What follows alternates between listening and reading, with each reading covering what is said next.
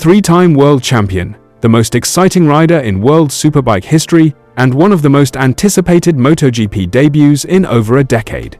And right now, Toprak Razgatlioglu is finishing pre-season tests second to last, more than 2 seconds off the pace, and openly admitting he gets sad every single time he looks at the timing screens. This is the story of MotoGP's biggest rookie arrival, and it is far more complicated, far more dramatic, and far more fascinating than anyone expected. Let's set the scene. Toprak Razgatlioglu, known around the world simply as Toprak or El Turco, arrives in MotoGP as one of the most decorated riders to ever attempt the switch. He won the World Superbike Championship in 2021, then again in 2023 and 2024, giving him 3 titles in just 4 seasons and cementing his status as the most complete all-round rider outside of MotoGP. He is also making history just by being on the grid. He is the first Turkish rider ever to compete in MotoGP's Premier class, racing with the number 07 on his Pramac YAMAHA, a nod to the license plate code of his home city of Antalya. That detail alone tells you everything about what this moment means to him personally. And yet, as the 2026 season opener in Thailand on February 27th approaches, the story coming out of pre-season testing is one of real struggle, real frustration, and a very steep mountain still to climb. To understand why, you need to understand just how different a MotoGP prototype is from the BMW he rode to his title last year. World Superbike machines are production-based, they share DNA with bikes you can actually buy, which means they behave in ways riders can instinctively understand. MotoGP prototypes are built from a blank sheet of paper with one single purpose: speed. The braking behavior is different, the power delivery is different, the aerodynamics are different, and crucially, the tires are completely different.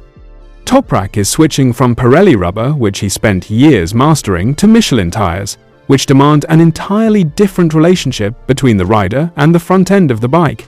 And that front end is where his entire problem currently lives. During the final pre-season test in Buriram, Toprak was brutally honest about where things stand. "I'm always thinking corner by corner, trying to do my best, but lap time is not coming, and I'm always getting sad," he admitted. He identified his core issue with striking clarity. "On the brakes, it's okay, but when I'm leaning, I don't know the limit. I don't trust the front tire like the other riders do. The other riders are leaning completely when the bike starts turning, they're just committed. I'm leaning, but I'm already waiting to lose the front tire." And then he said something that perfectly sums up both the difficulty and his mindset. "Still, I've not crashed and the bike is in one piece. But maybe I need to crash to understand the limit." That is a remarkable thing for a 3-time world champion to say, but it is also the most honest description of what the learning process in MotoGP actually looks like.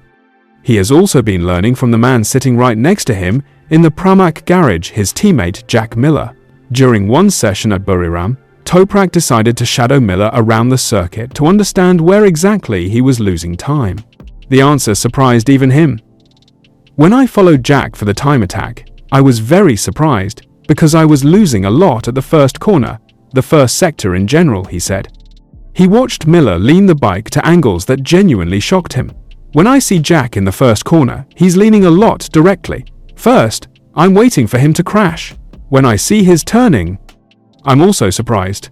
That image, a 3-time world champion watching his teammate and waiting for him to fall because the lean angle seems physically impossible, captures better than any lap time the size of the adjustment Toprak is having to make.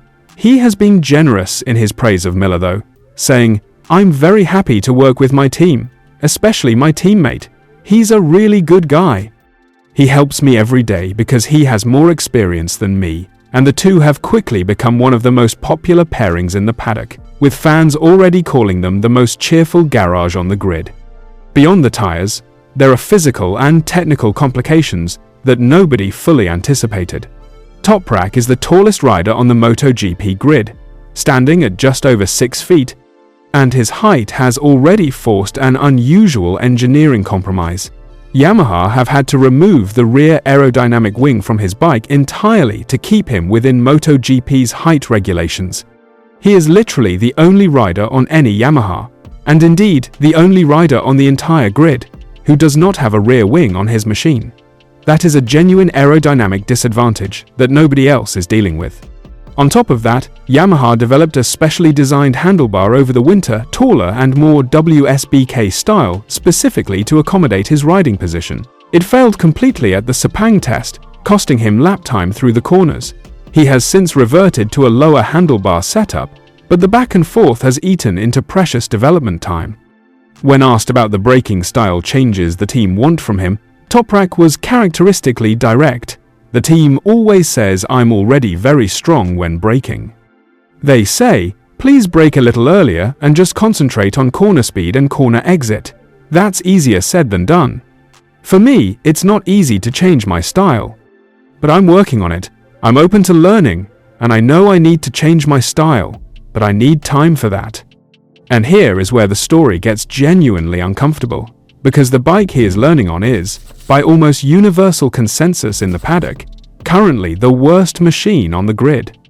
Yamaha's new V4-powered M1 suffered a catastrophic engine failure at Sepang that forced the entire team to stop running for a full day. Toprak himself broke one of his engines during testing, costing him irreplaceable mileage.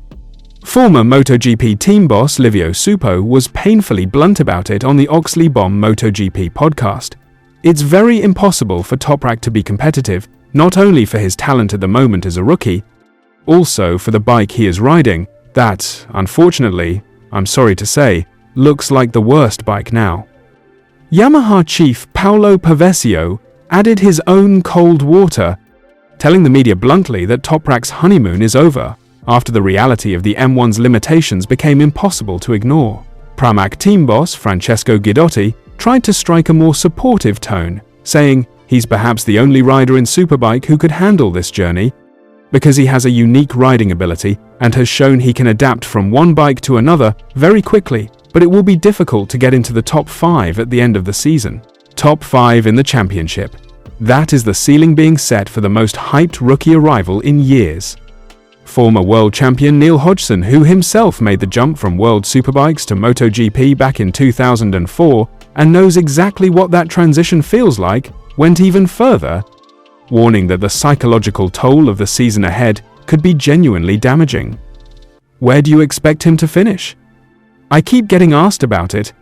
When I say 15th, everyone has this look of shock. Hodgson said before getting to the real heart of his concern, when everyone's patting you on the back and you are the man, Toprak's incredible. He's the star. He's the show once you lose that, and he's going to lose that this year. It's going to be tough. I'm worried he might start to hate MotoGP. That is a sobering thought. This is a rider who is used to being the fastest man on track every single weekend. He is used to winning. He is used to being the one everyone else is chasing. And for at least the first half of 2026, that reality is going to look very different. What do you think? Is Toprak going to surprise everyone and find his feet quicker than expected, or is 2026 going to be a genuinely painful year? Can Yamaha fix their V4 issues fast enough to give him a fighting chance? And is Neil Hodgson right that the psychological battle could be the hardest part of all? Drop your predictions in the comments. And if you enjoyed this breakdown, smash that like button and subscribe for more MotoGP news. I'll catch you in the next one.